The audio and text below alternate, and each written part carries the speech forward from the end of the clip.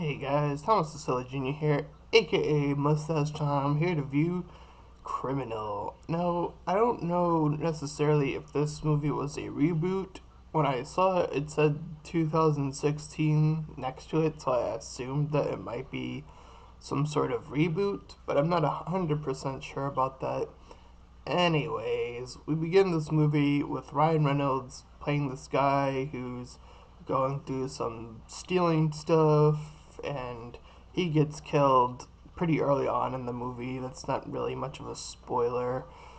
Um, and thus, they try to put his brain into Kevin Conroy, who becomes the lead character, and he's trying to remember as soon as he wakes up where this guy hid all his money, and he's trying to reconnect with uh, Ryan's wife, played by Gal Gadot, and he's being chased by the police, or he's being tracked by the police, I should say. They're sort of on his side at times.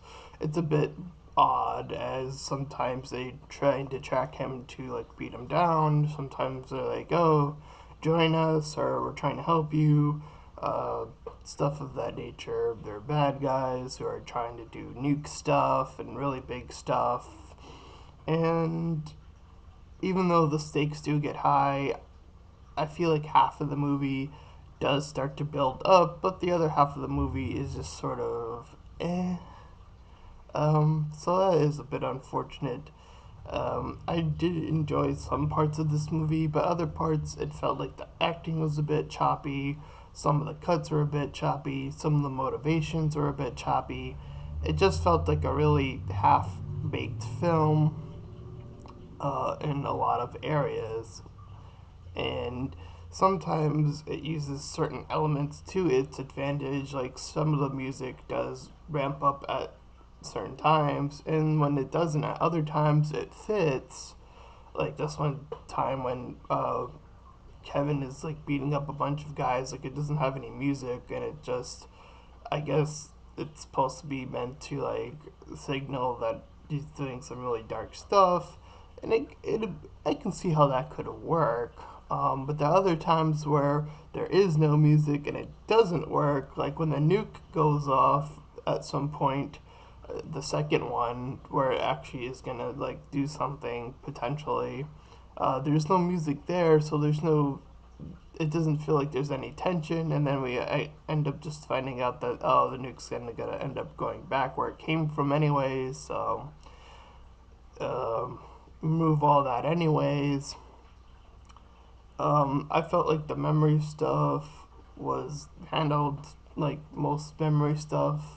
You get the flashbacks and stuff at certain moments. I feel like at certain times it does help move the story forward, and at other times, again, it just is there to be a memory. Um,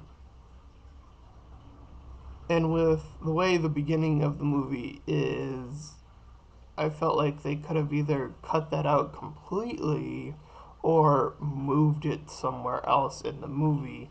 Since this is a memory flashback movie, you could have actually started the movie off with Kevin Conroy waking up in after the surgery, and then as the movie progresses, you can actually see who this guy was, who he took over pretty much.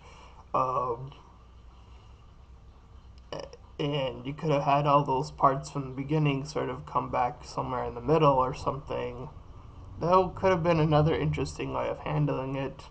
Um, but again, I don't think that would have saved the movie necessarily from some of the pretty meh acting and then some of the good acting. It's just half and half. So I guess the best score to give this is a 5 out of 10. There are elements that do work here, but it is also clustered with a lot of uninteresting moments, and it just doesn't really feel like it's a complete movie that just engages you from beginning to end. And with that being said, I'm Thomas Cecilia Jr., aka Mustached Tom, and I'll see you guys next time.